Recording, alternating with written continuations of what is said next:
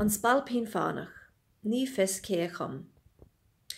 Im Spailpín Fánach a táim le fada, ag seasamh ar mo chláinte. Ag siúil an druachta go mochar maidín, ag bailiú gal ar ratha. A glacad fís ó rí na grappies, cleithas pí chun sáte. As go brach a ríis ní glí formanium, sa tír seo an Spailpín Fánach. Ba vinnic mo rial go clúan gheal mala, sa sin go tibrid aran. I garrig na siúra hías de ghearhin, chur sa lahan láidir. I galan go glús ma hústim glach, ag dul hon tosí ceard leo. Snar héim go durlas sé siúd bhíon agam, sin huamh an Spailpín Fánach. Go jo-ríis ní réad go casial, ag díal ná ag rec mo chláinte.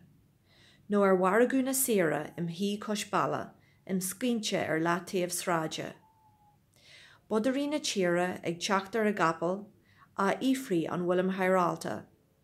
Teanam hon siúil tá an cursa fada, siúd siúil ar an Spailpín Fánach.